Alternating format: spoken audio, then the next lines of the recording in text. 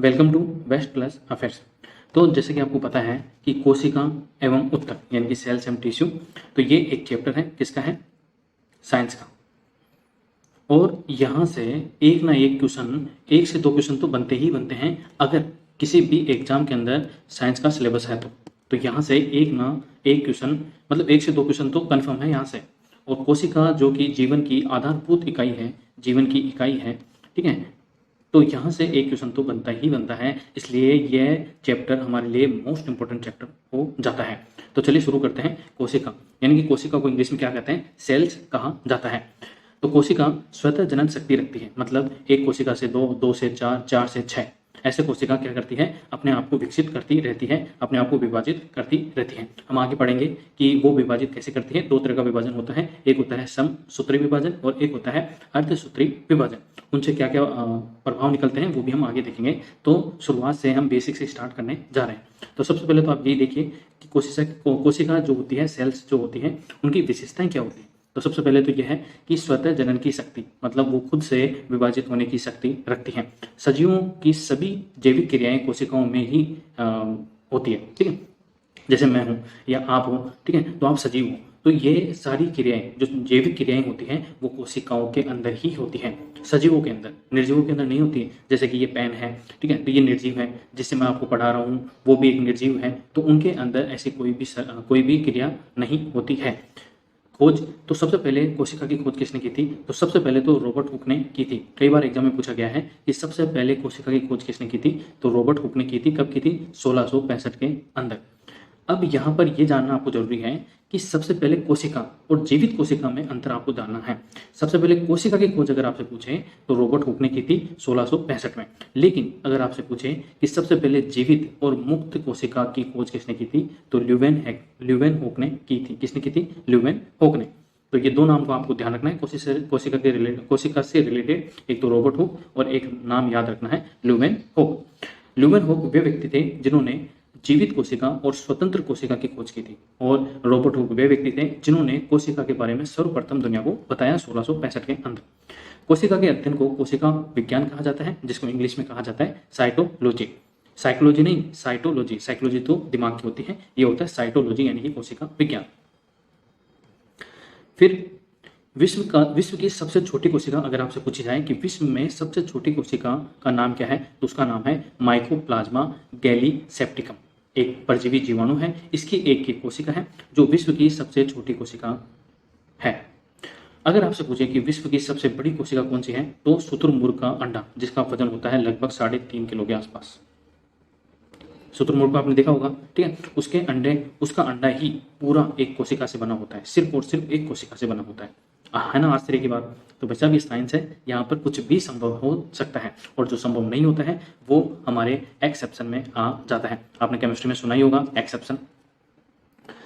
तो दो चीजें आपको ध्यान रखनी है, एक तो विश्व की सबसे छोटी कोशिका जिसका नाम है माइक्रोप्लाज्मा गैलीसेप्टिकम, जो कि एक परजीवी जीवाणु की कोशिका है, और सबसे बड़ी कोशिका जो है वो है शुतुरमुर्ग का अंडा। फिर अगर मानव शरीर में, ह्यूमन बॉडी में अगर हम देखें, तो मानव शरीर में पाई जाने वाली सबसे छोटी कोशिका का नाम है सेरिबेलम ग्रेनुल सेल। क्या नाम है, सेरिबेलम ग्रेनुल सेल। तो ये नाम आपको ध्यान रखना है, एग्जाम में कई बार पूछ लेते हैं कि मानव शरीर में पाई जाने वाली सबसे छोटी कोशिका का नाम क्या है, तो उसका नाम है सेरिबेलम ग्रेनुल सेल। इसके बाद मानव शरीर में ही, यानी कि ह्यूमन बॉडी में, किसमें, ह्यूमन बॉडी में अगर पूछ ले आपसे कि सबसे बड़ी कोशिका का नाम क्या है, तो उसका नाम है कोशिका अंडाणु। क्या, कोशिका अंडाणु, जिसको ओएम भी कहा जाता है। क्या कहा जाता है, ओएम। और ये हो गई ह्यूमन बॉडी की सबसे बड़ी हो गई, ठीक है, यानी कि बड़ी वाली हो गई, बिग वाली हो गई। फिर हो गई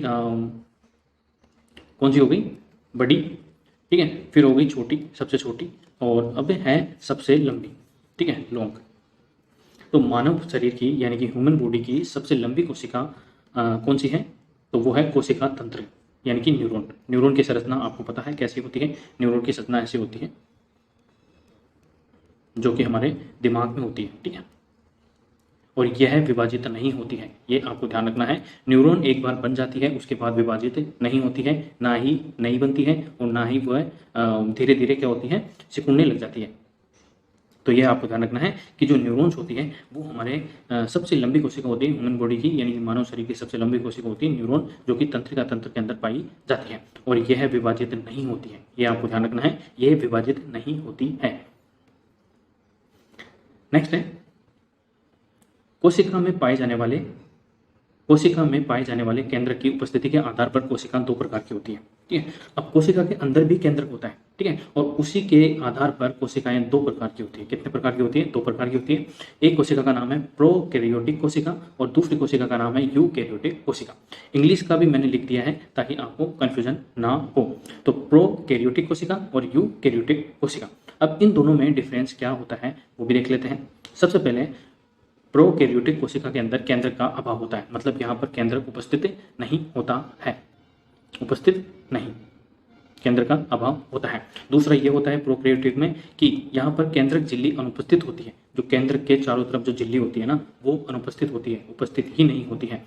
नेक्स्ट है केंद्रिका अनुपस्थित, जो न्यूक्लियस होता है, केंद्रिका न्यूक्लियोलस होता है, ठीक है, वो भी अनुपस्थित होता है। तो प्रोकैरियोटिक जो कोशिकाएं होती हैं उसमें केंद्र भी अनुपस्थित होता है, केंद्र का भी अभाव होता है, केंद्रक झिल्ली भी नहीं होती है, केंद्रिका भी नहीं होती है। इसके अंदर जो गुणसूत्र होता है, जो गुणसूत्र को इंग्लिश में क्रोमोसोम कहा जाता है, क्या कहा जाता है? क्रोमोसोम, वो है डीएनए के द्वारा निर्मित होते हैं। किसके द्वारा? डीएनए के द्वारा निर्मित होते हैं। डीएनए के बारे में हम आगे जानेंगे, ठीक है। तो यहाँ पर आप सिंपल ये ध्यान रखिए कि जो गुणसूत्र होते हैं, क्रोमोसोम होते हैं, वो डीएनए के द्वारा निर्मित होते हैं। अब डीएनए और न्यूक्लियोटाइड में, डीएनए कहाँ मौजूद होता है? न्यूक्लियोटाइड के अंदर, और न्यूक्लियोटाइड कोशिका द्रव्य में बिखरे होते हैं। कहाँ पर बिखरे होते हैं? कोशिका द्रव्य के अंदर, जिसको इंग्लिश में साइटोप्लाज्म कहा जाता है।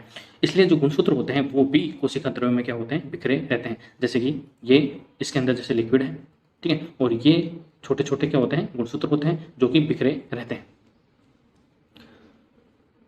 ठीक है। इसके अलावा प्रोकैरियोटिक कोशिका के अंदर कोशिका द्रव्य में झिल्ली युक्त कोशिकांग नहीं होते हैं। झिल्ली युक्त कोशिकांग हमने ऊपर ही देख लिया कि कोशिका के अंदर झिल्ली नहीं होती है। अब जब झिल्ली ही नहीं होती है तो कोशिकांग के अंदर झिल्ली युक्त कोशिकांग भी नहीं होंगे, जैसे कि माइटोकॉन्ड्रिया, हरित लवक, गोल्जिकाय, लासोसोम, ये अनुपस्थित होते हैं, ठीक है। इनके ऊपर जो झिल्ली होती है वो नहीं होती है। इसके अंदर 70S प्रकार के राइबोसोम उपस्थित होते हैं। देखिए दो प्रकार के राइबोसोम होते हैं, एक तो 70S होता है और एक होता है 80S, ठीक है। अब जो प्रोकैरियोटिक कोशिका होती है उनके अंदर 70S होता है, जो कि अधिकतर सजीव के अंदर उपस्थित होते हैं। किसके अंदर? सजीव के अंदर, मतलब आप और मेरे में ये उपस्थित होते हैं। कौन सा? 70S राइबोसोम उपस्थित होते हैं।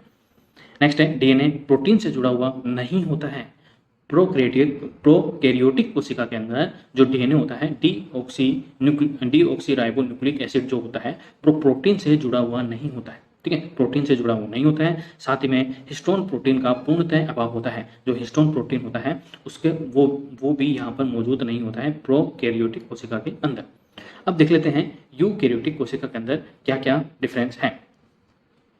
यूकैरियोटिक कोशिका के अंदर पूर्णतः विकसित केंद्र मौजूद होता है। जहाँ प्रोकैरियोटिक के अंदर केंद्र का अभाव होता है, वहीं यूकैरियोटिक कोशिका के अंदर केंद्र का पूर्ण विकसित केंद्र मौजूद होता है।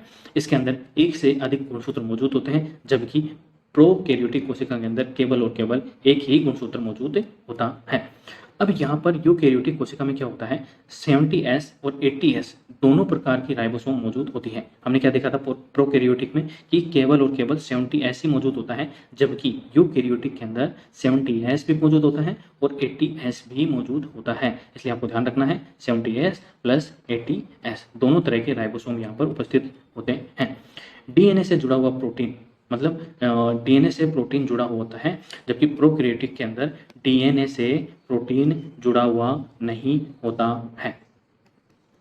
यहाँ पर हिस्टोन प्रोटीन उपस्थित होता है, जबकि प्रोकैरियोटिक कोशिका के अंदर हिस्टोन प्रोटीन होता है वो नहीं होता है। ये भी आपको ध्यान रखना है। ये बेसिक डिफरेंस है प्रोकैरियोटिक और यूकैरियोटिक कोशिका के अंदर, क्योंकि कोशिका केंद्र के आधार पर दो प्रकार की होती है, एक तो यूकैरियोटिक और एक होती है प्रोकैरियोटिक। अब यूकैरियोटिक के अंदर एक और अंतर क्या है? जहाँ पर प्रोकैरियोटिक में केंद्रक झिल्ली का अभाव होता है, वहीं यूकैरियोटिक के अंदर केंद्रक में झिल्ली और केंद्रिका दोनों उपस्थित होते हैं। और ये क्या करते हैं? जो केंद्रक झिल्ली होती है ना, ये कठोरता प्रदान करती है, और यह है अक्सर जैसे कि पेड़ पौधे होते हैं ना, उनमें मौजूद होते हैं। किसमें? पेड़ पौधों में मौजूद होते हैं। आपने देखा होगा जो पेड़ पौधों का जो तना होता है ना वो एकदम सख्त होता है, वो केंद्रक झिल्ली की वजह से ही सख्त होते हैं।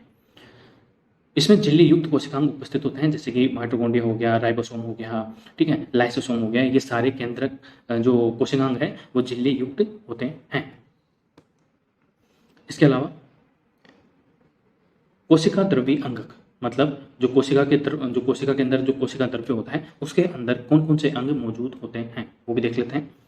अब कोशिका द्रव्य अंगक को इंग्लिश में कहा जाता है साइटोप्लाज्मिक ऑर्गेनल्स। क्या कहा जाता है? Cytoplasmic organelles. उनमें सबसे पहला है माइटोकॉन्ड्रिया। क्या नाम है? माइटोकॉन्ड्रिया। ये सबसे इंपॉर्टेंट पार्ट होता है किसका? कोशिका। केवल यूकैरियोटिक कोशिका के अंदर उपस्थित होता है माइटोकॉन्ड्रिया। प्रोकैरियोटिक कोशिका के अंदर माइटोकॉन्ड्रिया उपस्थित नहीं होता है। ये आपको ध्यान रखना है, ये बेसिक डिफरेंस है और इंपॉर्टेंट डिफरेंस भी है। मुख्य कार्य क्या होता है माइटोकॉन्ड्रिया का? तो मुख्य कार्य होता है श्वसन क्रिया में सहायता प्रदान करता है। जैसे अपन रेस्पिरेटरी सिस्टम होता है ना, सांस लेते हैं फिर सांस छोड़ते हैं, तो इसके अंदर मुख्य कार्य कौन निभाता है? माइटोकॉन्ड्रिया निभाता है। ऑक्सीजन की उपस्थिति में भोजन मतलब खाने का यह विखंडन करता है, जिससे यहाँ ऊर्जा मुक्त होती है। मतलब अपनी जो एनर्जी, जो अपन एनर्जी काम घूमने फिरने की, बोलने की, जैसे मैं बोल रहा हूँ तो उसके अंदर एनर्जी खर्च हो रही है, ऊर्जा खर्च हो रही है, ठीक है। मैं हाथ हिला रहा हूँ तो उसके लिए भी ऊर्जा खर्च हो रही है, मैं ऐसे लिख रहा हूँ तो उसके लिए भी ऊर्जा खर्च हो रही है। तो उस ऊर्जा का निर्माण करने का काम कौन करता है कोशिका के अंदर? तो माइटोकॉन्ड्रिया वो उसका निर्माण करता है। और किसकी उपस्थिति में करता है? तो ऑक्सीजन की उपस्थिति में करता है। किसकी उपस्थिति में? ऑक्सीजन की उपस्थिति में करता है। जिससे क्या मुक्त होती है? ऊर्जा मुक्त होती है। और उस ऊर्जा को किस नाम से जाना जाता है? तो उस ऊर्जा को कहा जाता है ATP, यानी कि एडिनोसिन ट्राइफॉस्फेट। इसलिए इसे कोशिका का पावर हाउस भी कहा जाता है। कई बार, बहुत बार, मतलब अनगिनत बार पूछा गया है ये क्वेश्चन कि निम्न में से किसे कोशिका का पावर हाउस कहा जाता है, यानी कि शक्ति ग्रह किसे कहा जाता है कोशिका का? तो वो माइटोकॉन्ड्रिया को कहा जाता है। किसको कहा जाता है? माइटोकॉन्ड्रिया। नेक्स्ट है, अब एक्सेप्शन ये देख लेते हैं कि एक्सेप्शन क्या है इसमें? गोलाकार डीएनए एवं 70S राइबोसोम मौजूद होता है किसमें? माइटोकॉन्ड्रिया के अंदर, जो कि प्रोकैरियोटिक कोशिका का लक्षण है। हमने क्या देखा था? प्रोकैरियोटिक कोशिका के अंदर 70S राइबोसोम पाया जाता है और जो डीएनए की जो संरचना होती है वो गोलाकार होती है, जो लक्षण है किसका? प्रोकैरियोटिक कोशिका का। जबकि ये आता किसमें है? ये यूकैरियोटिक कोशिका के अंदर आता है। तो ये एक्सेप्शन है, ये आपको ध्यान रखना है। कई बार कथन के अंदर पूछ लेते हैं तो आपको स्पेशल ध्यान रखना है, यहाँ पर कंफ्यूजन पैदा करता है एग्जामिनर। नेक्स्ट जो है हमारा वो है लवक। क्या है? लवक, जिसको प्लास्टिड कहा जाता है इंग्लिश के अंदर। क्या कहा जाता है? प्लास्टिड। एक बार मैं इसको हाईलाइट कर देता हूँ, ये देखिए लवक। तो लवक को इंग्लिश में कहा जाता है प्लास्टिड। यह भी जो कोशिका होते हैं उसके अंगक होते हैं। अब इसके अंदर सभी पादप कोशिकाओं में और कुछ प्रोटोजोआ जैसे कि यूग्लिना में यह मौजूद होता है। तो इंपॉर्टेंट क्वेश्चन क्या हो जाता है? एक तो यूग्लिना आपको ध्यान रखना है कि लवक किसमें होता है? यूग्लिना, जो कि एक प्रोटोजोआ है, उसके अंदर भी मौजूद होता है। और सभी पादप कोशिकाओं में यह मौजूद होता है। किसमें होता है? सभी पादप कोशिकाओं के अंदर मौजूद होता है। पादप में सभी आगे पेड़ पौधे जितने भी होते हैं, कितने भी प्रकार के पेड़ पौधे हैं उनमें सभी में लवक उपस्थित होता है, प्लास्टिड उपस्थित होता है। प्लास्टिक नहीं, प्लास्टिड, ठीक है, लवक। कोशिका में पाए जाने वाले सबसे बड़े अंगक के रूप में इसे जाना जाता है और वर्णों के आधार पर इसको 3 वर्गों में विभाजित किया गया है। कितने वर्गों में? 3 वर्गों में इसे विभाजित किया गया है। 3 वर्ग कौन कौन से? एक तो हरित लवक, जिसको क्लोरोप्लास्ट के नाम से जाना जाता है। दूसरा वर्णी लवक, जिसको क्रोमोप्लास्ट के नाम से जाना जाता है। और तीसरा है अवर्णी लवक, जिसको ल्यूकोप्लास्ट के नाम से जाना जाता है। अब इन तीनों में बेसिक डिफरेंस क्या है वो भी देख लेते हैं। तो हमने लवक के बारे में क्या देखा? हमने देखा कि लवक को इंग्लिश में प्लास्टिक कहते हैं। यह सभी पादप कोशिकाओं और साथ में प्रोटोजोआ यानी कि यूग्लिना में भी मौजूद होता है। कोशिका में पाए जाने वाले सबसे बड़े अंग के रूप में लवक को जाना जाता है और यह वर्णों के आधार पर 3 वर्ग में विभाजित किया गया है, जिसमें है सबसे पहला हरित लवक, दूसरा है वर्णी लवक और तीसरा है अवर्णी लवक। हरित लवक क्लोरोफिल, यानी कि क्लोरोफिल के कारण इसका रंग हरा होता है। कौन सा होता है? ग्रीन होता है। किसके कारण? क्लोरोफिल के कारण। यह प्रकाश संश्लेषक पादपों में मौजूद होता है, क्योंकि प्रकाश संश्लेषण करके जो पादप होते हैं वो अपने लिए क्या बनाते हैं? खाना बनाते हैं। ये तो अपन बचपन से पढ़ते आ रहे हैं। उसके अलावा वर्णी लवक, जिसको क्रोमोप्लास्ट के नाम से जाना जाता है, हरे रंग को छोड़कर, क्योंकि हरे रंग पे कॉपीराइट किसका आ गया? हरित लवक का आ गया, क्लोरोफिल का आ गया। अब वर्णी लवक यानी कि क्रोमोप्लास्ट में हरे रंग को छोड़कर पादपों के अन्य रंगों के लिए उत्तरदायी, जैसे कि टमाटर लाल होता है, सेब लाल होता है, खीरा हरा होता वो सॉरी हरे रंग को छोड़कर, ठीक है। तो टमाटर लाल हो गया, सेब लाल हो गया, लीची लाल हो गई, मैंगो ग्रीन मैंगो जो येलो वाला मैंगो आता है वो वाला है, वो सभी वर्णी लवक के उदाहरण हैं। अवर्णी लवक तो यह होता है रंगहीन होता है। कौन सा होता है? रंगहीन यह होता है। पौधों के संचयी अंगों में जैसे कि जड़ हो गया, तना हो गया, आलू के अंदर कोई कलर नहीं होता, ठीक है, लहसुन हो गया, प्याज हो गया, वो सारे ही किसमें आते हैं? अवर्णी लवक के रूप में जाने जाते हैं, जिनके अंदर ल्यूकोप्लास्ट मौजूद होता है। नेक्स्ट है अंतःप्रद्रवी जालिका, जिसको इंग्लिश में कहा जाता है एंडोप्लाज्मिक रेटिकुलम। क्या नाम है? अंतःप्रद्रवी जालिका। क्यों इंपॉर्टेंट है ये, वो भी देख लेते हैं। कोशिका द्रव्य में ये मौजूद होती है और इसकी जो संरचना होती है वो एक तो पतली यानी कि इसको चपटी भी कहा जा सकता है, ये चपटी और नलिका दृश्य जैसी संरचना इसकी होती है। अंतः झिल्लिका तंत्र का ये निर्माण करती है, कहाँ पर करती है? कोशिका के अंदर। तो कोशिका के अंदर अंतः झिल्ली, जैसे कि मान लो अगर ये कोशिका है तो इसके आंतरिक दीवार के ऊपर जो झिल्ली का निर्माण करती है वो कौन करती है? अंतःप्रद्रवी जालिका निर्माण करती है। अतः कोशिकीय परिवहन तंत्र का निर्माण करती है कोशिका के अंदर, जैसे कि सभी होते हैं, माइटोकॉन्ड्रिया भी होता है, लाइसोसोम होता है, राइबोसोम होते हैं, गुणसूत्र होते हैं, तो वो एक स्थान से दूसरे स्थान तक ले जाने का काम कौन करता है? तो अंतःप्रद्रवी जालिका करती है। केंद्रक से कोशिका द्रव्य में आनुवांशिक पदार्थों को ले जाने के लिए मार्ग निर्मित करने का काम अंतःप्रद्रवी जालिका यानी कि एंडोप्लाज्मिक रेटिकुलम का होता है। ये दो प्रकार का होता है, दो प्रकार की होती है, एक तो होती है चिकनी और एक होती है खुरदरी। अब ये चिकनी और खुरदरी का क्या नाम है? चिकनी और खुरदरी कैसे होती है? देखिए, चिकनी इसलिए होती है क्योंकि यहाँ पर राइबोसोम क्या होता है? जो राइबोसोम होता है वो उपस्थित नहीं होता है, इसलिए वह चिकनी होती है। राइबोसोम की अनुपस्थिति के कारण इसकी जो सतह होती है चिकनी होती है। लिपिड और स्टीरॉयड संश्लेषण में यह सहायक होती है। लिपिड एक तरह का क्या होता है? प्रोटीन होता है। तो ये प्रोटीन और स्टीरॉयड के संश्लेषण में सहायक है। कौन सी? चिकनी अंतःप्रद्रवी जालिका। जबकि खुरदुरी अंतःप्रद्रवी जालिका राइबोसोम की उपस्थिति के कारण खुरदरी होती है, ठीक है। जैसे मान लो ये जालिका है और इसके ऊपर राइबोसोम इस तरह होता है, ठीक है, इसलिए ये खुरदरी हो जाती है। और चिकनी इसलिए हो जाती है क्योंकि ये राइबोसोम नहीं होता है, इसलिए ये चिकनी हो जाती है। तो प्रोटीन संश्लेषण और श्रवण यानी कि निष्क्रिय करने में, जैसे कि मान लो ये कोई चीज़ है और यहाँ से कोई चीज़ उत्पादन हो रहा है तो उसको श्रवण कहते हैं, ठीक है। जैसे हार्मोन उत्सर्जित होते हैं तो उसको श्रवण कहा जाता है, मतलब ये उत्सर्जन, प्रोटीन संश्लेषण और उसके उत्सर्जन में सक्रिय भाग लेती है। नेक्स्ट हमारा कोशिकांग है वो है गोल्जी काय। क्या नाम है? गोल्जी काय। इसको गोल्जी बॉडी के नाम से भी जाना जाता है। किस नाम से जाना जाता है? गोल्जी बॉडी के नाम से जाना जाता है। पौधों में डिक्टियोसोम कहा जाता है। अगर यह सजीव में है तो पौधे भी सजीव होते हैं, लेकिन अगर ह्यूमन बॉडी में है तो उसको गोल्जी काय यानी कि गोल्जी बॉडी के रूप में जाना जाता है। अगर यही पौधों के रूप में उपस्थित होता है तो उसको डिक्टियोसोम कहा जाता है। आई होप आपको समझ में आ रहा होगा। अब ग्लाइकोलिपिड और ग्लाइकोप्रोटीन निर्माण का प्रमुख स्थल क्या होता है? गोल्जी काय होता है, ठीक है। मतलब गोल्जी काय वो स्थान है जहाँ पर ग्लाइकोलिपिड एक तरह का प्रोटीन, ठीक है, और ग्लाइकोप्रोटीन निर्माण का प्रमुख स्थल यह होता है। नेक्स्ट हमारा कोशिकांग है वह है राइबोसोम्स, जिसके आधार पर हमने देखा था कि जो अंतःप्रद्रवी जालिका है वो दो प्रकार की हो जाती है, एक तो चिकनी और एक खुरदरी। जिसके ऊपर राइबोसोम उपस्थित नहीं होते हैं, ठीक है, वो चिकनी रहती है, और जिसके ऊपर उपस्थित होते हैं वो क्या हो जाती है? खुरदरी। अब यहाँ पर राइबोसोम का क्या काम है? तो आरएनए यानी कि राइबो न्यूक्लिक एसिड और प्रोटीन से बनी यह संरचना होती है। इसके ऊपर आवरण नहीं पाया जाता है। मतलब आवरण का मतलब जैसे कि आप मोबाइल लेते हैं और मोबाइल के ऊपर कवर चढ़ाते हैं ना, तो मोबाइल के ऊपर वो कवर किसका काम करता है? आवरण का काम करता है। और जो टेम्पर्ड ग्लास होता है वो भी आवरण का काम करता है। लेकिन राइबोसोम के ऊपर किसी तरह का कोई आवरण नहीं होता है, कोई कवर नहीं होता है, कोई टेम्पर्ड नहीं होता है। अन्य नाम इसका पेलेड कण। क्या नाम है? पेलेड पार्टिकल यानी कि पेलेड कण। अब पेलेड कण क्यों पढ़ा?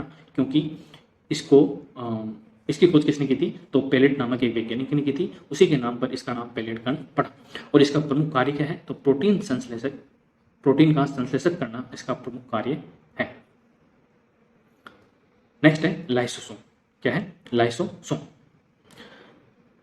लाइसोसोम जंतु कोशिका में प्रचुर मात्रा में उपस्थित होता है। जंतु कोशिका में यानी कि हम इंसान भी जंतु ही है, तो हमारे अंदर भी लाइसोसोम उपस्थित होता है। कभी कभी यह अपनी ही कोशिका का पाचन कर लेता है और कोशिका को नष्ट कर लेता है। कई बार क्या होता है, आपने देखा होगा कि आपके पेट के अंदर ऐसे मतलब एसिडिटी जैसी हो जाती है, तो वो क्या करता है, लाइसोसोम क्या उस टाइम क्या कर रहा होता है, भोजन को पका रहा होता है।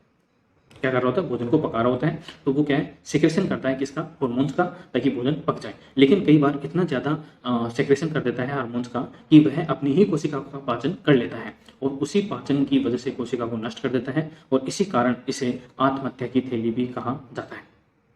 क्या कहा जाता है, सुसाइडल बैग। ठीक है, मतलब आत्महत्या की थैली या पाचन थैली के रूप में भी इसको जाना जाता है।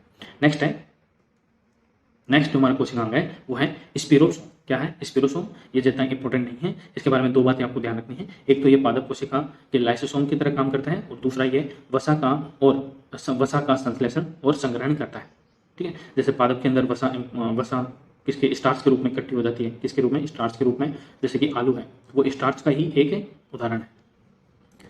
नेक्स्ट है तारक काय और तारक केंद्र। तारक मेहता नहीं है ये, ठीक है, यह है तारक काय यानी कि सेंट्रोसोम और सेंट्रियोल।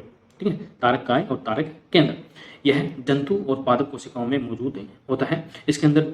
ठीक है, तो यहाँ पे इतना सा आपको ध्यान रखना है तारक काय और तारक केंद्र के बारे में कि ये जंतु और पादप कोशिकाओं में दोनों में मौजूद होते हैं। ठीक है, इसमें जंतु कोशिका में भी और पादप कोशिका में भी मौजूद होते हैं। इसके अलावा नेक्स्ट है हमारा माइक्रोबॉडीज।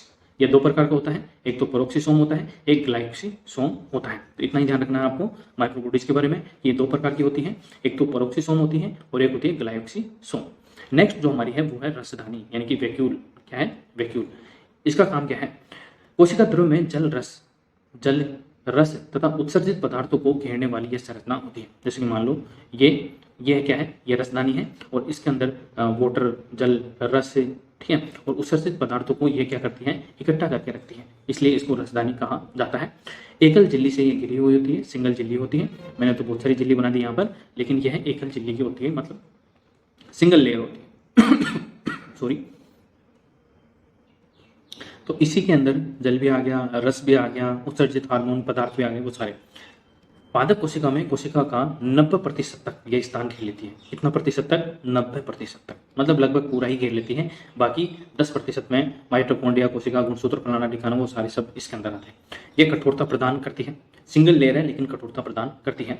कोशिका की अचल संपत्ति किसे कहा जाता है, तो न्यूक्लिक अम्ल को कहा जाता है। कोशिका की अचल संपत्ति मतलब जिसको हिलाया डुलाया नहीं जा सकता, एक जगह रहती है, उसको अचल संपत्ति कहा जाता है। वो होता है न्यूक्लिक अम्ल, न्यूक्लिक एसिड। नेक्स्ट है केंद्रक। क्या है, केंद्रक। अब केंद्रक इंपोर्टेंट क्यों है हमारे लिए, अब कोशिका के अंदर होता है केंद्रक, इतना तो आपको पता ही है। इसकी खोज किसने की थी, तो केंद्र की खोज की थी रॉबर्ट ब्राउन ने 1831 के अंदर। कब की थी, रॉबर्ट ब्राउन ने की थी, 1831 में की थी। जबकि कोशिका की खोज 1665 में रॉबर्ट हुक ने की थी। आपको ध्यान रखना है, किसने, रॉबर्ट हुक ने। जबकि जीवित कोशिका और मुक्त कोशिका की खोज किसने की थी, ल्यूवेन हॉक ने। ये तीन नाम आपको कोशिका से संबंधित ध्यान रखना है, भूलना नहीं है। नेक्स्ट है केंद्रक। कोशिका का नियंत्रण केंद्रक होता है। जो केंद्रक होता है वो कोशिका का यानी कि सेल का एक नियंत्रण केंद्र होता है और यह 4 भागों से मिलकर बना होता है। कितने भागों से, 4 भागों से। तो ये ध्यान रखना आपको, केंद्रक 4 भागों से मिलकर बना होता है, जिसमें सबसे पहला है केंद्रक झिल्ली, जिसको न्यूक्लियस मेम्ब्रेन कहा जाता है। ठीक है, नेक्स्ट है केंद्रक द्रव्य, जिसको न्यूक्लियोप्लाज्म कहा जाता है। थर्ड है केंद्रिका, जिसको न्यूक्लियोलस कहा जाता है। और चौथा है क्रोमेटिन जालिका, जिसको क्रोमेटिन नेटवर्क के नाम से जाना जाता है। तो ये आपको ध्यान रखना है। एक तो केंद्रक कहाँ पर होता है, कोशिका के अंदर होता है। इसकी खोज रॉबर्ट ब्राउन ने 1831 में की थी। केंद्रक कोशिका का नियंत्रण केंद्र होता है, जो कि 4 भागों से मिलकर बनता है। केंद्रक झिल्ली, केंद्रक द्रव्य, केंद्रिका और क्रोमेटिन जालिका। अब जुड़ा हुआ है हमारा गुणसूत्र, जिसको इंग्लिश में कहा जाता है क्रोमोसोम। क्या कहा जाता है, क्रोमोसोम। अब ये गुणसूत्र आदमी की जनन क्षमता के लिए कितना इंपॉर्टेंट है वो देखते हैं। कोशिका के केंद्र में गुणसूत्र महीन, लंबे और कुंडलित धागे के समान होते हैं। मतलब इस तरीके से, आपने स्प्रिंग देखी होगी, तो इस तरीके से गुणसूत्र होता है, कुंडलित धागे के समान यह होता है। कोशिका विभाजन के समय ये स्पष्ट रूप से दिखाई देता है। कोशिका विभाजन मतलब जब एक कोशिका दूसरे कोशिका में बदलती है, ठीक है, तो उसके बीच के अंदर यह जो अपना रूप बड़ा कर लेता है, इस वजह से आराम से स्पष्ट दिखाई देता है। गुणसूत्र का जो शीर्ष भाग होता है, जैसे कि मान लो ये गुणसूत्र है और इसका जो ये शीर्ष भाग होता है उसको टेलीमियर के नाम से जाना जाता है। किस नाम से जाना जाता है? टेलीमियर। मुख्यतः जो डीएनए 40% और सारे हिस्टोन प्रोटीन 60% से ही निर्मित होता है। तो आपको ध्यान रखना है, कई बार एग्जाम में पूछा गया है और आगे पूछा भी जा सकता है कि जो गुणसूत्र होता है वो मुख्यतः डीएनए का 40% और सारी हिस्टोन प्रोटीन का 60% से मिलकर गुणसूत्र का निर्माण करते हैं। मनुष्य में 2n=46 यानी कि n=23 23 जोड़े गुणसूत्र होते हैं। कितने? 23 जोड़े गुणसूत्र होते हैं। 23 जोड़े का मतलब 23 गुणा 2 46 गुणसूत्र मनुष्य के अंदर पाए जाते हैं। लेकिन अब ये देखिए 22 जोड़े मेल और फीमेल में समान रूप से पाए जाते हैं। ठीक है, जो 22 जोड़े होते हैं 23 में से, यानी कि 44 जो गुणसूत्र होते हैं वो महिला और पुरुष में समान रूप से पाए जाते हैं। समान रूप से मतलब उनमें कोई अंतर नहीं होता है। लेकिन जो 23 का जोड़ा होता है वो महिलाओं के अंदर, तो महिलाओं में XX होता है, जबकि पुरुषों में क्या होता है? X और Y। इतना तो आपको पता ही होगा। लेकिन 23वां जोड़ा लड़का और लड़की का होना निर्धारित करता है पुरुषों के अंदर, क्योंकि पुरुषों के अंदर तो X और Y होता है ना। तो अगर X और जैसे मैं आपको भी आगे बताऊंगा, ठीक है, ये देखिए मेल और फीमेल, मेल के अंदर X और Y होता है, जबकि फीमेल के अंदर X और X होता है। जब X और X मिलते हैं, मेल का X और फीमेल का X मिलता है, तब लड़की पैदा होती है। और जब महिला का X और पुरुषों का Y गुणसूत्र मिलता है, तब लड़का पैदा होता है। लेकिन आज के समाज में भी क्या है, पढ़े लिखे समाज में होने के बावजूद भी आजकल भी, मतलब आज के दौर में भी 21वीं सदी में भी अगर किसी महिला के लगातार 2 लड़कियां भी हो जाए, तब भी किसको जिम्मेदार ठहराते हैं? महिला को जिम्मेदार ठहराते हैं। जबकि महिला का तो कोई रोल ही नहीं है लड़की पैदा होने के लिए, क्योंकि महिला के पास तो एक्सेस, दोनों ही एक्सेस हैं। तो इसके जिम्मेदार किसको, मतलब लड़का होगा या लड़की होगा, इसकी जिम्मेदारी किसकी होती है? पुरुष की होती है, क्योंकि पुरुष के पास X और Y होता है। जब महिला का X और पुरुष का Y मिलता है, तब तो लड़का पैदा होता है, बॉय पैदा होता है। और जब महिला का X और पुरुष का X मिलता है, तब गर्ल पैदा होती है, लड़की पैदा होती है। इसलिए आपको ध्यान रखना है, आगे से अगर कोई ऐसा बोले कि महिला जिम्मेदार है लड़की पैदा होने के लिए, मैं दूसरी शादी कर लूँ, तो ऐसा नहीं होने देना है और आपको भी नहीं करना है, क्योंकि महिला के पास तो दोनों X ही होते हैं और जिम्मेदार लड़का और लड़की के लिए कौन होता है? तो पुरुष होता है। तो ये आपको ध्यान रखना है। नेक्स्ट है डीऑक्सी राइबो एसिड, यानी कि डीएनए। हमने देखा था डीएनए, ठीक है, तो वही डीएनए है, इसका फुल फॉर्म होता है डीऑक्सी राइबो एसिड। न्यूक्लिक अम्ल और प्रोटीन मिलकर गुणसूत्र का निर्माण करते हैं। कोशिका के केंद्रक में धागे रूप में यह फैला रहता है। डीएनए की कुछ मात्रा केंद्रक के अलावा माइटोकॉन्ड्रिया और क्लोरोप्लास्ट के अंदर भी पाई जाती है। तो आपको यहाँ पे ध्यान क्या रखना है, ठीक है, हमको इतना तो पता है कि डीएनए कहाँ पर मौजूद होता है? केंद्रक के अंदर मौजूद होता है डीएनए, ठीक है। लेकिन अगर आपसे ऑप्शन में पूछा जाए कि डीएनए केंद्रक के अलावा निम्न में से और किस किस में मौजूद होता है, तो माइटोकॉन्ड्रिया में भी मौजूद होता है और क्लोरोप्लास्ट के अंदर भी मौजूद होता है। इसलिए आपको क्वेश्चन गलत नहीं करना है, ठीक है। मूल रूप से अनुवांशिक पदार्थ होता है डीएनए। मूल रूप से अनुवांशिक पदार्थ होता है डीएनए। अनुवांशिक क्यों होता है? क्योंकि यह लक्षणों एवं गुणों को माता पिता यानी कि पेरेंट्स से बच्चों में पहुंचाने का कार्य करता है। जैसे कि आपने कई बार देखा होगा, कई बार क्या आप भी अपने आप को देखिए कि आपकी शक्ल अपनी मम्मी से ज़्यादा मिलती है या पापा से ज़्यादा मिलती है। हालांकि दोनों के 23 गुणसूत्र ही आप दोनों के अंदर समान रूप से आते हैं, लेकिन कई बार क्या होता है कि बच्चा कभी माँ पे चल जाता है, कभी पिता पे चल जाता है, तो ऐसा अक्सर होता है। तो आप मुझे कमेंट बॉक्स में बताइए कि आप अपनी मम्मी पे गए हैं या पापा के ऊपर गए हैं। अब देख लेते हैं डीएनए की संरचना। तो डीएनए की जो संरचना होती है वो 3 पदार्थों से मिलकर बनी होती है, जिसमें सबसे पहला है नाइट्रोजन सार, दूसरा है शुगर यानी कि चीनी वो अपनी वाली चीनी नहीं, ये शुगर अलग ही होती है, ठीक है। और दूसरा है फॉस्फोरिक अम्ल, जिसका सूत्र होता है H3PO4। क्या होता है? H3PO4। अब डीएनए की जो संरचना होती है उसमें नाइट्रोजन सार होते हैं, जिसके अंदर 2 होते हैं, एक तो प्यूरिन होता है और एक होता है पिरीमिडीन। प्यूरिन के अंदर 2 होते हैं, एक तो एडेनिन होता है, एक गुआनिन होता है। और पिरीडीन के अंदर भी 2 होते हैं, एक तो साइटोसिन होता है और एक होता है थाइमिन। अब यहाँ पर आरएनए जब हम पढ़ेंगे तो आरएनए के अंदर थाइमिन की जगह क्या पाया जाता है? यूरेसिल पाया जाता है। क्या? यूरेसिल, जिसको हम यू से डिनोट करते हैं। अब शुगर के अंदर 2-डीऑक्सी शुगर मौजूद होते हैं। कितने? 2-डीऑक्सी शुगर मौजूद होते हैं डीएनए के अंदर, जबकि आरएनए के अंदर 5 राइबोस शुगर मौजूद होते हैं। कितने? 5। फॉस्फोरिक अम्ल H3PO4 के अंदर क्या होता है, जो एडेनिन होता है वो थायमिन के साथ बॉन्ड बनाता है और गुआनिन होता है वो साइटोसिन के साथ बॉन्ड बनाता है। लेकिन आरएनए के अंदर क्या होता है, आरएनए के अंदर जो गुआनिन होता है ना वो जो साइटोसिन होता है ना वो किसके साथ बॉन्ड बनाता है, वो यूरेसिल के साथ बॉन्ड बनाता है। हम आगे देखेंगे। नेक्स्ट है आरएनए, क्योंकि डीएनए मैंने देख लिया, अब देखेंगे आरएनए। आरएनए का फुल फॉर्म होता है राइबोन्यूक्लिक एसिड। ठीक है, कोशिका द्रव्य में यह बिखरा रहता है, जैसे कि ये कोशिका है और इसके अंदर कोशिका द्रव्य है यानी कि लिक्विड है और इसके अंदर यह बिखरा रहता है। मैं आपको पिक्चर दिखाऊंगा बकायदा, ठीक है, जाइएगा मत, पिक्चर दिखाऊंगा आपको पिक्चर। कोशिका द्रव्य में बिखरा रहता है, एकल कुंडलित, यानी कि ये एकल कुंडलित होता है, जबकि डीएनए द्विकुंडलित होता है। ठीक है, ऐसे ये होता है डीएनए और ये होता है आरएनए, तो ये आपको ध्यान रखना है। मुख्यतः प्रोटीन निर्माण की प्रक्रिया में यह भाग लेता है, प्रोटीन के निर्माण की प्रक्रिया में आरएनए भाग लेता है। यह गैर अनुवांशिक पदार्थ होता है। ठीक है, गैर अनुवांशिक, क्योंकि अनुवांशिक पदार्थ तो डीएनए होता है जो कि गुणों को और गुणसूत्रों को माता पिता से संतति में पहुंचाता है, और ये होता है गैर अनुवांशिक। लेकिन एक्सेप्शन यहाँ पर यह है क्योंकि यह टोबैको मोज़ेक वायरस जैसे वायरसों में अनुवांशिक पदार्थ के रूप में पाया जाता है। किसके रूप में, अनुवांशिक पदार्थों के रूप में पाया जाता है, तो ये एक्सेप्शन है, आपको ये भी ध्यान रखना है। ये 3 प्रकार का होता है जो आरएनए होता है, आरएनए यानी कि राइबोन्यूक्लिक एसिड होता है, वो 3 प्रकार का होता है। कौन कौन सा, एक तो एमआरएनए होता है, एक आरआरएनए होता है और एक होता है टीआरएनए।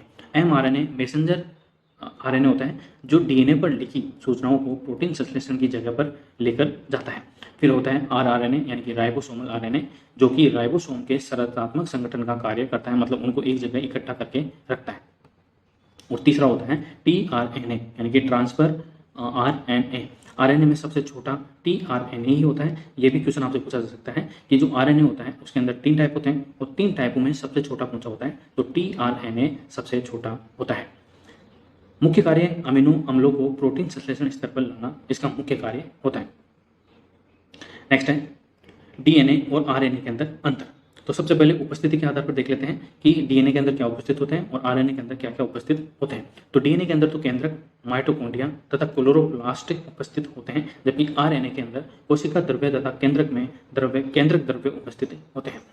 पिरामिडीन सार के अंदर मैंने आपको बताया था साइटोसिन तथा थायमिन, जबकि यहाँ पर साइटोसिन तो मौजूद होता ही है, लेकिन यहाँ पर थायमिन के स्थान पर क्या होता है, यूरेसिल होता है। और कुछ इंपॉर्टेंट फैक्ट देख लेते हैं, ये इंपॉर्टेंट होते हैं, ये डायरेक्ट पूछ लिए जाते हैं एग्जाम के अंदर, इसलिए आपको ये भी ध्यान रखने होंगे। सबसे पहला है बुढ़ापे के लिए एजिंग जीन जिम्मेदार होता है, मतलब जैसे जैसे आपकी उम्र बढ़ती जाती है, आपके वाइट बाल आ जाने लगते हैं दाढ़ी के अंदर, बालों के अंदर, ठीक है, आपकी जो क्रिएटिविटी जो क्षमता है उसको कम हो जाती है, तो वो उसके लिए जिम्मेदार कौन सा जीन होता है, तो एजिंग जीन यानी कि बुढ़ापे का जीन जिम्मेदार होता है। समसूत्री विभाजन वृद्धि यानी कि आपकी ग्रोथ, मरम्मत, जैसे मान लो घाव हो जाता है, ठीक है, तो घाव कैसे बढ़ता है, वो समसूत्री विभाजन के कारण ही आपका घाव जल्दी बढ़ता है, आदि के लिए इंपॉर्टेंट होता है कौन सा, समसूत्री विभाजन। अनियंत्रित समसूत्री विभाजन से कैंसर हो जाता है, आपने कई बार देखा होगा लोगों को कैंसर हो जाता है। कैंसर क्यों हो जाता है, क्योंकि वहां पर कोशिका का विभाजन अनियंत्रण हो गया, मतलब कंट्रोल नहीं रहा, इस वजह से वहां पर वो गांठ बन जाती है और वो कैंसर का रूप ले लेती है। हरित लवक को कोशिकाओं का रसोई घर कहा जाता है। हमने पावर हाउस किसको कहा था, माइटोकॉन्ड्रिया का, कोशिका का। अब यहाँ पर रसोई घर पूछा है, तो कोशिका का रसोई घर किसे कहा जाता है, हरित लवक को, यानी कि क्लोरोफिल को, क्लोरोप्लास्ट को कहा जाता है। हरित लवक में हरा रंग होता है क्लोरोफिल की वजह से, ठीक है। गोल्जी काय, जिसको गोल्जी बॉडी भी कहा जाता है, ह्यूमन मानव शरीर में गोल्जी बॉडी कहा जाता है, ठीक है। गोल्जी काय को कोशिका के अणुओं का ट्रैफिक कंट्रोलर भी कहा जाता है, ठीक है। ट्रैफिक कंट्रोल यानी कि यातायात नियंत्रक किसे कहा जाता है, गोल्जी काय को। किसका कहा जाता है, कोशिका के अणुओं का। कोशिका के अंदर जो अणु मौजूद होते हैं, पार्टिकल्स जो मौजूद होते हैं, एटम्स जो मौजूद होते हैं, उनका ट्रैफिक कंट्रोलर यानी कि यातायात तक नियंत्रक किसे कहा जाता है, गोल्जी काय को कहा जाता है। नेक्स्ट है गोल्जी काय का मुख्य कार्य है कोशिका द्वारा संश्लेषित प्रोटीन, वसा आदि की पैकेजिंग करना है। आपने देखा होगा जब भी कोई प्रोडक्ट तैयार हो जाता है, ठीक है, तो उसकी पैकेजिंग की जाती है और उसको क्या कर दिया जाता है, स्पीड पोस्ट यानी कि डिलीवर कर दिया जाता है। तो उसका काम कौन करता है, तो उसका काम करता है गोल्जी काय। प्रोकैरियोटिक कोशिकाओं में श्वसन का कार्य मिसोसोम का होता है, जबकि यूकैरियोटिक कोशिकाओं में श्वसन का कार्य माइटोकॉन्ड्रिया का होता है। ये बेसिक डिफरेंस है और इंपॉर्टेंट भी है, मोस्ट इंपॉर्टेंट, इसको लगा लीजिए आप, मोस्ट इंपॉर्टेंट होता है, क्योंकि यहाँ पर प्रोकैरियोटिक कोशिकाओं में श्वसन का कार्य मेसोसोम करते हैं, जबकि यूकैरियोटिक कोशिका में श्वसन का कार्य माइटोकॉन्ड्रिया करते हैं। और कोशिका 2 प्रकार की होती है, प्रोकैरियोटिक और यूकैरियोटिक। अब देख लेते हैं लास्ट और अंतिम समान ही होते हैं, ठीक है, एक साथ बोल दिए, गलत बोल दिया शायद, ठीक है। तो लास्ट देख लेते हैं समसूत्री विभाजन जिसको मिटोसिस कहा जाता है, और अर्धसूत्री विभाजन जिसको मियोसिस कहा जाता है। क्यों इंपॉर्टेंट है ये हमारे लिए? समसूत्री विभाजन जिसको मिटोसिस कहा जाता है ये कायिक कोशिकाओं में होता है। कौन सी कोशिकाओं में? कायिक कोशिकाओं में, जिसको सोमेटिक सेल्स भी कहा जाता है। इसके अंदर द्विगुणित यानी कि डिप्लॉइड संतति कोशिकाओं का निर्माण होता है, यानी कि 2 कोशिकाओं का निर्माण होता है एक साथ। केवल एक चरण में ये पूर्ण हो जाती है और गुणसूत्रों की संख्या संतति के अंदर समान होती है। जैसे कि मान लो अगर आपके पेरेंट्स के अंदर 23 गुणसूत्र हैं तो आपके अंदर भी 23 गुणसूत्र ही आएंगे, ऐसा।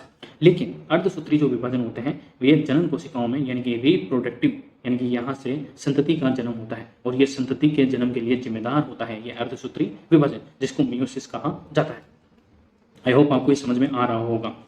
हाँ, ये हैंड रिटन नोट्स हैं, ठीक है, लेकिन आपको आई होप समझ में आ रहा होगा। अगर समझ में ना आए तो मुझे बता देना कमेंट बॉक्स के अंदर, मैं कुछ और ट्राई करूँगा। जिससे अगुणित यानी कि हैप्लॉइड युग्मक बनते हैं जो निषेचन में भाग लेते हैं। निषेचन का मतलब होता है कि कोशिकाएं आपस में क्या करती हैं? निषेचित करती हैं। जैसे कि अंडाणु किसका होता है? महिला का, और शुक्राणु होता है किसका? पुरुष का। तो दोनों, यहाँ से एक कोशिका आएगी, यहाँ से एक कोशिका आएगी, और दोनों निषेचित हो जाएगी। तो उसका काम किस में होता है? मियोसिस में होता है, अर्धसूत्री विभाजन में होता है। यह 2 चरणों में पूर्ण होती है, जबकि समसूत्री विभाजन 1 चरण में ही पूर्ण हो जाता है। अर्धसूत्री विभाजन 2 बार विभाजन करता है। किसमें? 2 बार विभाजन करता है, अतः 4 संतति कोशिकाओं का निर्माण यह करता है। कितनी का? 4 संतति कोशिकाओं का यह निर्माण करते हैं। तो ये था हमारा कोशिका यानी कि unit cells unit of life यानी कि कोशिका जीवन की इकाई। अब देख लेते हैं कुछ इंपॉर्टेंट पिक्चर। ये देखिए, ये प्रोकैरियोटिक कोशिका की संरचना है। किसकी है? प्रोकैरियोटिक कोशिका की संरचना है। इसमें ये देखिए, ये कैप्सूल है और ये है कोशिका भित्ति जो कि कठोरता प्रदान करती है। ये प्लाज्मा झिल्ली है, ये वाली, ये प्लाज्मा झिल्ली है। ये कोशिका द्रव्य है जिसके अंदर माइटोकॉन्ड्रिया, केंद्रक, वो सारे आरएनए, डीएनए इधर घूमते रहते हैं। ये देखिए छोटे छोटे। ये जो है कौन सा? ये वाला, ये क्या है? ये है प्लाज्मिड यानी कि डीएनए, जो कि कोशिका द्रव्य के अंदर घूमता रहता है। और ये आपको दिख रहा होगा, ये क्या है? खाद्य कणिका है। फिर राइबोसोम कौन से? ये ब्लैक वाले जितने भी हैं ये सारे राइबोसोम हैं। अगर राइबोसोम मौजूद नहीं होते हैं तब कौन सी अंतःप्रद्रव्य जालिका होती है? चिकनी। और जब मौजूद होते हैं तब होती है खुरदुरी। गुणसूत्र, तो गुणसूत्र कौन से हैं? ये देखिए, ये गुणसूत्र है, सॉरी ये तो पिलाई है, गुणसूत्र ये है। कौन से है? ये रहे गुणसूत्र। फिर ये देखिए, ये है डीएनए। क्या है? डीएनए, जिसकी द्विकुंडलित संरचना है। द्विकुंडलित है ना, ये सीडी नुमा संरचना है। ये देखिए, ये हाइड्रोजन बॉन्ड, कौन से? Hydrogen bond, adenine, thymine, cytosine, guanine, ठीक है। क्योंकि डीएनए के अंदर गुआनिन होता है, जबकि आरएनए के अंदर कौन सा होता है? यूरेसिल। डीऑक्सीराइबो फास्फेट समूह, सकरा, शुगर, देखिए thymine, adenine, cytosine, guanine, nucleotide, ये न्यूक्लियोटाइड होता है। तो ये डीएनए की संरचना है। यह है जंतु कोशिका की संरचना। अब जंतु कोशिका के अंदर कोशिका भित्ति होती है, जबकि अपने अंदर नहीं होती है, ठीक है। जंतु कोशिका में कोशिका भित्ति होती है बाहर की तरफ। ये देखिए, जो चमड़ी होती है हमारी वो वाली, ये कोशिका झिल्ली जो सिंगल लेयर के साथ होती है, देख रहे हैं आप। और ये कोशिका द्रव्य, ये लिक्विड होता है जिसके अंदर सारे, जैसे कि ये केंद्रक भी होता है, माइटोकॉन्ड्रिया, ये वाला माइटोकॉन्ड्रिया है, और ये जो है वो गोल्जी उपकरण है, ये क्लोरोप्लास्ट है, ठीक है। और ये केंद्रक हो गया, ये केंद्रिका हो गई, ये रिक्तिका हो गई। अंतःप्रद्रवी जालिका, ये देखिए, ये अंतःप्रद्रवी जालिका है जो खुरदरी और चिकनी दोनों प्रकार की होती है। ये देखिए पादप कोशिका की संरचना। पादप कोशिका जो पेड़ पौधों में होती है, इसके अंदर अलग होता है माइटोकॉन्ड्रिया। ये देखिए माइटोकॉन्ड्रिया है, ये प्लाज्मा झिल्ली हो गया, ये सेंट्रोसोम हो गया, माइक्रोफिलामेंट, ये वाला माइक्रोफिलामेंट है, ये लाइसोसोम, ये देखिए ये लाइसोसोम है। और ये देखिए चिकनी अंतःप्रद्रवी जालिका जिसके अंदर राइबोसोम उपलब्ध नहीं होते हैं, ठीक है। ये प्रोक्सीसोम, रसधानी, ये देखिए रसधानी है। कोशिका द्रव्य, गोल्जी वेसाइकल, ये देखिए गोल्जी उपकरण, गोल्जी बॉडी, क्रोमेटिन, ये देखिए हमारे अंदर गुणसूत्र होते हैं और इनके अंदर क्रोमेटिन सेल होती है। ये देखिए ये केंद्रिका है, ये केंद्रक है। खुरदरी अंतःप्रद्रवी जालिका, ये देखिए मैं आपको दिखा दूं, खुरदरी भी कौन सी है? ये देखिए खुरदरी, क्योंकि यहाँ पर राइबोसोम क्या होते हैं? उपस्थित है। ये देखिए ये खुरदरी है। जबकि चिकनी कौन सी है? ये देखिए चिकनी, यहाँ पर मौजूद नहीं है राइबोसोम, इसलिए ये चिकनी है। और ये देखिए ये खुरदरी है, क्योंकि ये राइबोसोम उपलब्ध है यहाँ पर इनके ऊपर। ठीक है। तो मैंने आपको यूनिट ऑफ सेल यानी कि कोशिका जीवन की इकाई पूरा चैप्टर कंप्लीट तरीके से अच्छी तरीके से पढ़ा दिया है। आई होप आपको समझ में आ गया होगा। नोट्स आपको टेलीग्राम चैनल पे मिल जाएंगे, लिंक आपको डिस्क्रिप्शन में भी मिल जाएगा। अगर आपको ये वीडियो पसंद आया तो प्लीज़ वीडियो को लाइक करें, शेयर करें और चैनल को सब्सक्राइब जरूर करें। अगर आपको ये वीडियो बड़ा लग रहा है तो मैं इसको 2 पार्ट में डिवाइड कर दूंगा। ठीक है, कितने पार्ट में? 2 पार्ट में डिवाइड कर दूंगा। ठीक है, ताकि छोटा छोटा हो जाए और आपको जब भी टाइम मिले इसको जरूर देखना। और नोट्स टेलीग्राम चैनल से डाउनलोड करने के बाद फिर वीडियो के साथ साथ नोट को रिवाइज करना ताकि आपको अच्छे से समझ में आ जाए। Thank you so much. Video को लाइक कर लें, शेयर कर लें और चैनल को सब्सक्राइब जरूर कर लें ऐसे ही और वीडियो देखने के लिए। Thank you.